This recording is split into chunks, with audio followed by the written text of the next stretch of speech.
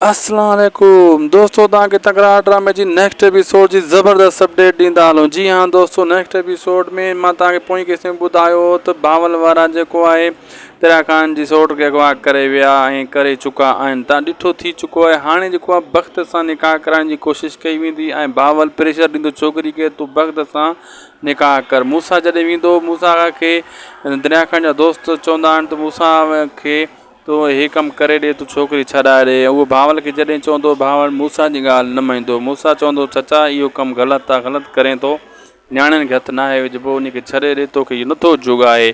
भावल चवंदो, न दरिया ख़ान मुंहिंजी न्याणी जे करे मूसा मीर सां साथ ॾिनो हुयो, हाणे मां उनखे न छॾींदुसि। ऐं मूसा मोटी वेंदो आहे, इहो कमु न थींदो आहे। मूसा खां पोइ गुलण गुत ॾेई वेंदो आहे वक़्त खे, तूं शादी कर ऐं पोइ तोखे मौक़ो आहे, तूं जॾहिं तुंहिंजी सौट सां मीर शादी कई, तूं हिन सां करे सघें थो। पोइ वक़्त वञी चवंदो चाचे खे, भावल खे, ऐं भावल बि तयारु थी वेंदो, हा वाक़ई ईअं कयूं था। पोइ हू वञी चवंदो दरिया ख़ान जी सौट खे, तुंहिंजे लाइ मां घोटु वठी आयो आहियां वक़्त, इन सां तोखे करणी आहे शादी। ऐं तयारियूं बि कयूं वेंदियूं ऐं उनखे दुल्हन बणाइण जी कोशिशि बि कई वेंदी। लेकिन आइन मौक़े ते इहा शादी वञी थींदी दरिया ख़ान सां।